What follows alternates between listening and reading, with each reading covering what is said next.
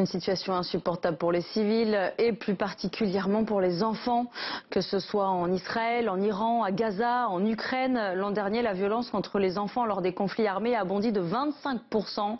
C'est ce que nous apprennent les Nations Unies. Malgré le travail de diverses associations sur le terrain, il est très difficile de les protéger. Pierre-Antoine Augy. Une mère qui pleure son enfant, une scène insoutenable devenue banale ici. Sa fille a perdu la vie lors d'un bombardement. Gaza est la région la plus touchée avec 1200 enfants tués en 2024.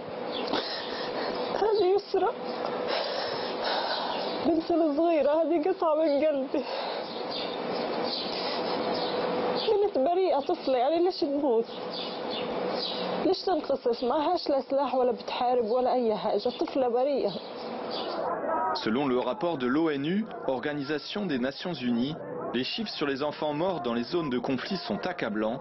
4500 enfants tués et plus de 7000 blessés, un triste record. On est vraiment aujourd'hui à un niveau de violence cumulée à travers le monde qui est insupportable. Aujourd'hui, on parle d'un enfant sur 4 qui vit dans une zone de conflit. Donc c'est millions d'enfants aujourd'hui voient leur enfance voler et de façon encore plus accrue et plus vive que ces dernières années. L'ONU dresse la liste de la honte. Elle est longue. La Somalie, le Nigeria, la Russie ou encore Haïti, où ces violences ont été multipliées par 5 en un an, avec la progression alarmante du recrutement des enfants. Les enfants soldats, donc ce sont des enfants qui vont être attirés et intégrés, alors parfois de force ou pour des raisons fallacieuses dans des groupes armés, des enfants qui sont des garçons mais aussi des petites filles et qui eux vont subir je dirais, des violences encore supplémentaires puisque ces enfants vont se retrouver dans des rôles d'esclaves sexuels, de petits soldats et vont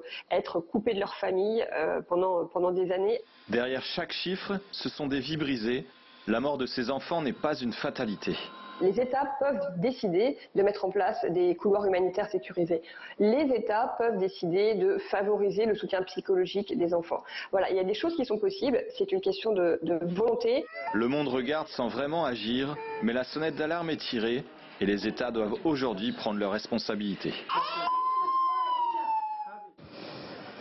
Allez, prenons la direction du Japon.